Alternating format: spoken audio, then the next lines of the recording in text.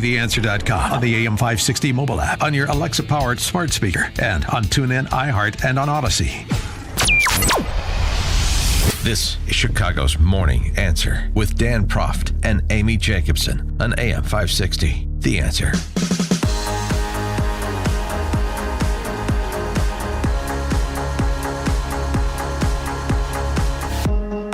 Top of the morning, Dan and Amy. It was just a couple of weeks ago that John Kerry was very concerned about Russia invading Ukraine because, of course, that could take the eye off everybody's eyes off the ball, and that's with respect to climate change. I'm very concerned about Ukraine because of the people of Ukraine and because of the principles that are at risk. But mostly in terms of international law and trying to change boundaries of international law by force.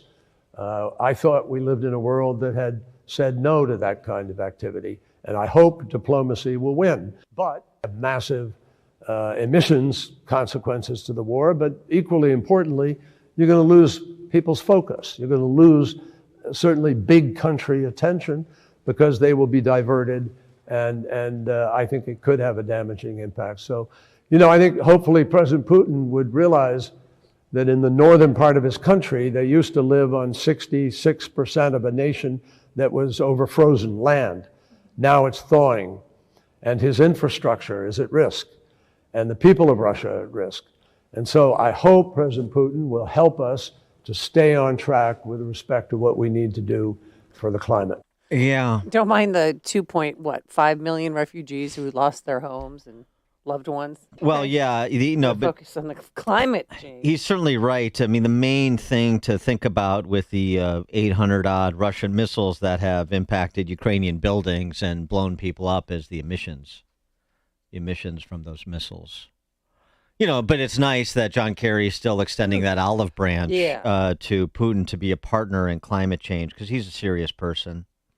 On the good news front, though, for these eco-terrorists who we assign titles of Russian royalty, ironically, the Green Czar, John Kerry. On the good news front, this has provided the apocalyptic environmental crowd the opportunity to tout getting off of fossil fuels and getting into a Tesla. The future of transportation is electric. Gas prices have hit a new record high in America and expected to keep rising. We need to make sure that it becomes relatively more attractive to have an electric vehicle instead of a gas vehicle. You want gas prices to go up and oil prices to go up. You need it to reflect the true cost of carbon. Number one, no more subsidies for fossil fuel industry. No more drilling on federal lands. No more drilling, including offshore. No ability for the oil industry to continue to drill, period. Ends. Record high gas prices, the national average now at $4.29 a gallon, a 60-cent hike in just 1 week. The president is really focused on making sure that people are not hurt at the pump. Several around L.A. that are more than $6 a gallon. If you drive an electric car, this would not be affecting you, clearly. There's no sound or fume. How many barrels of oil does the U.S. consume per day? I don't have that number in front of me. So how do I know it's actually working?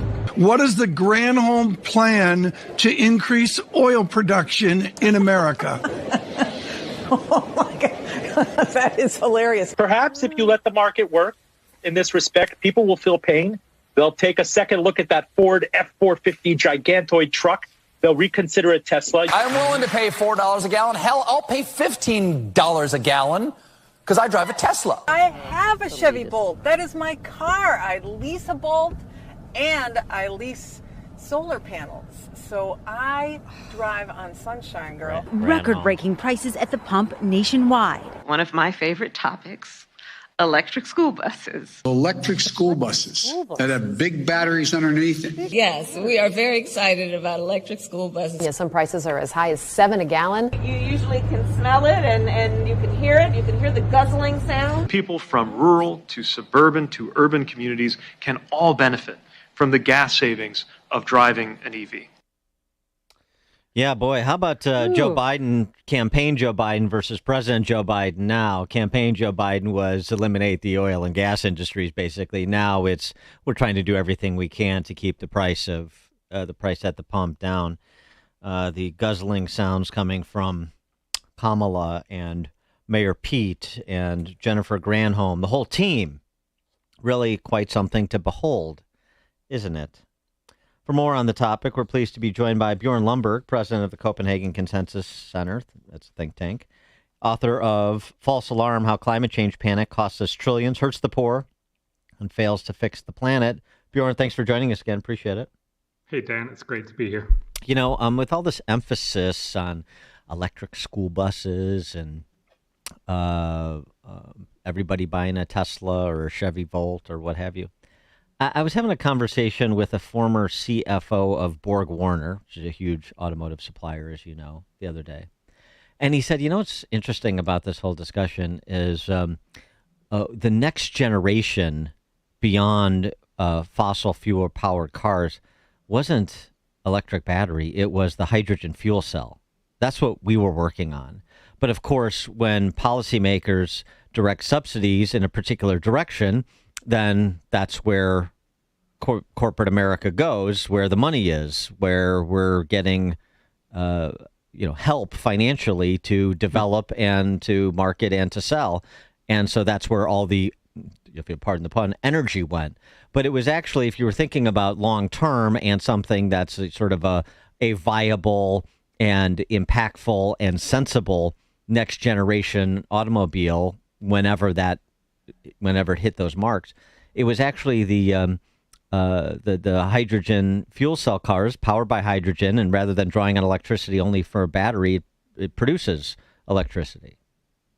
Yep. So Dan, that's a very good point, and it underscores the fundamental problem of trying to decide what is the future way before we actually can see that in the market. Look, electric cars are great. You know, if you've ever driven a Tesla, it's a fun car to drive. Yeah. And for some people, it's a great idea. Now, there's a huge conversation. I'm not going to be able to tell you who's right, that maybe hydrogen is a better opportunity in the future than electric cars.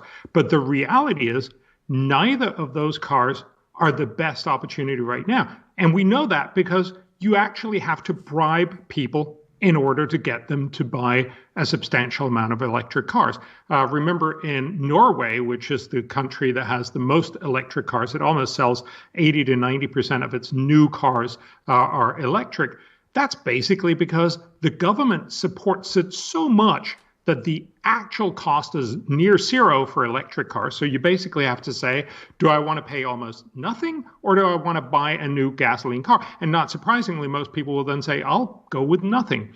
But of course, that's not a way that most countries can afford to get most people to buy their car. Norway is still just at about 10% electric cars, and they're already starting to wonder, can we actually afford this when nobody's paying for the roads, when nobody's paying for anything? You can't subsidize your way to the future. The only way you can do that is by making innovations such that, for instance, electric cars become so cheap, people will want to buy them instead of a gasoline car.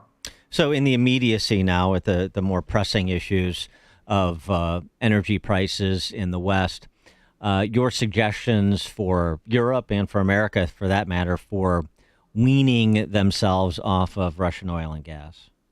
Well, fundamentally, the reason we need Russian gas in Europe is because we've relied so much on solar and wind. What do you then do when the sun isn't shining and the wind is not blowing? You need firm backup power, and that typically comes from gas.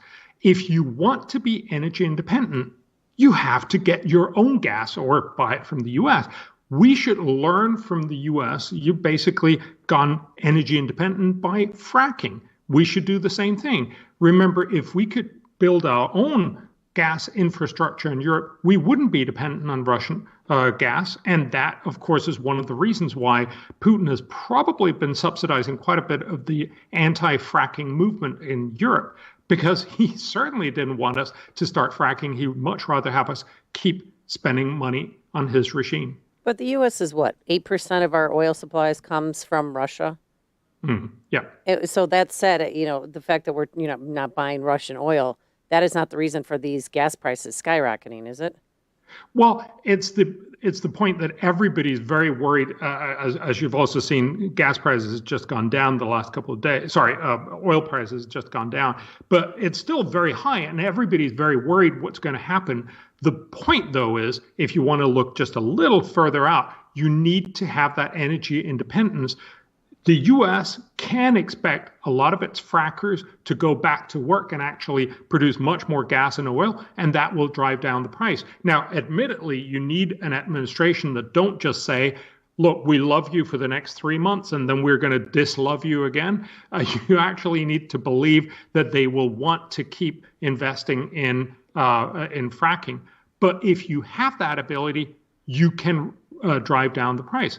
We need to have the same in Europe. And I think in general, what we have learned from this is you can't just keep arguing, oh, renewables is going to fix the whole thing. Renewables can be part of the solution, but fundamentally, as long as we haven't solved storage, we're still in the position where we need to back up whenever the sun is not shining and the wind is not blowing. And you also need to remember sun and wind and electricity in general only makes about a fifth of our total energy use. What are you going to keep for heating? What are you going to do for industrial processes? All these other things, you still need mostly fossil fuels. And included in the mix, and it's being ramped up in France, is nuclear.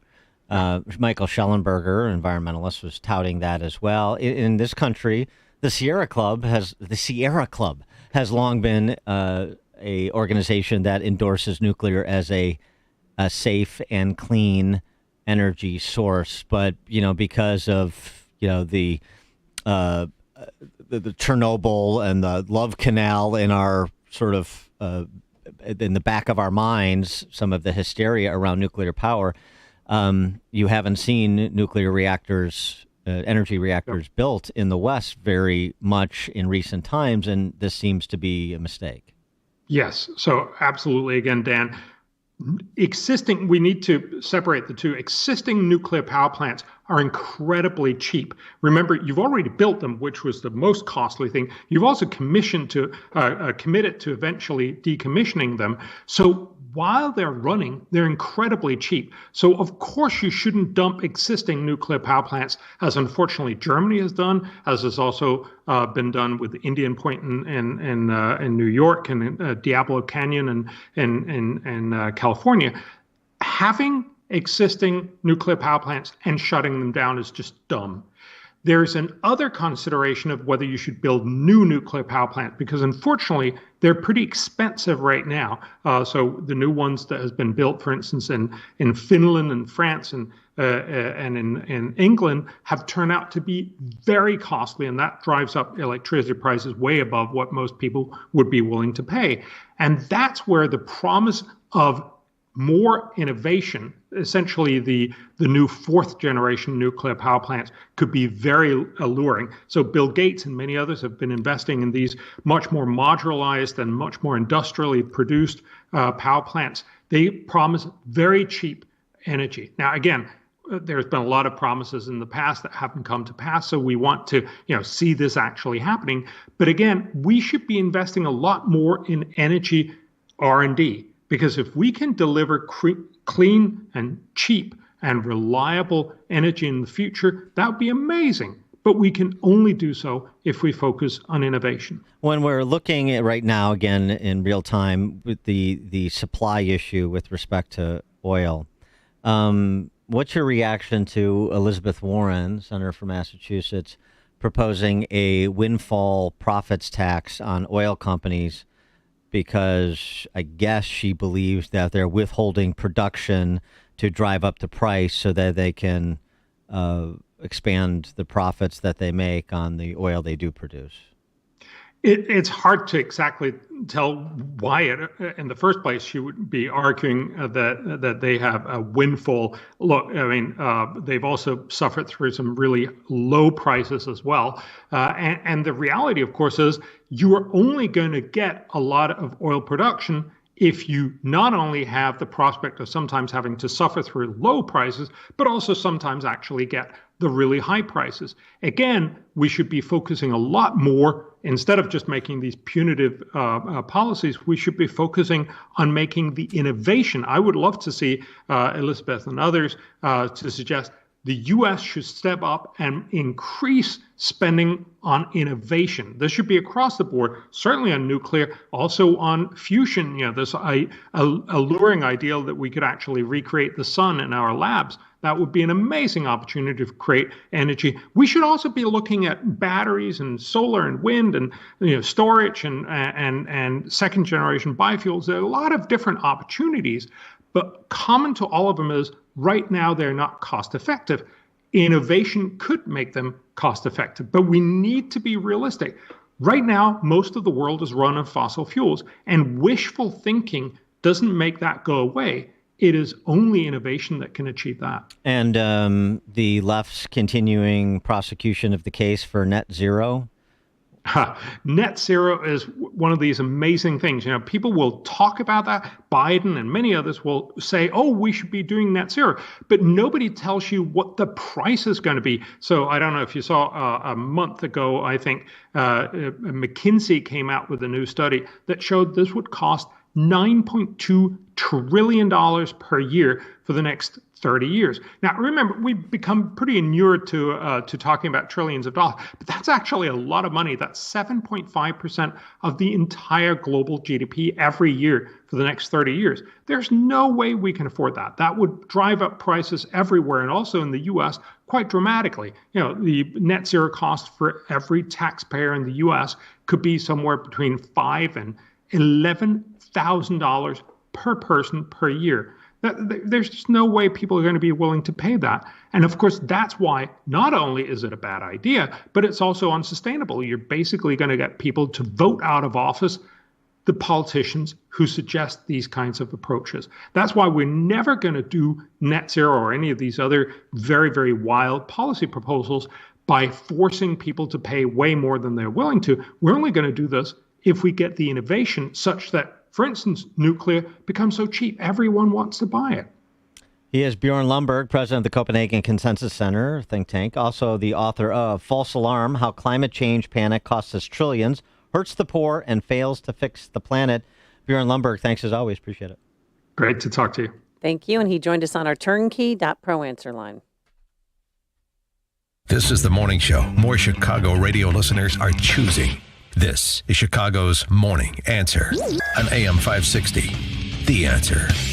We've had enough of winter and are more than ready for springtime. But before you get too excited, remember,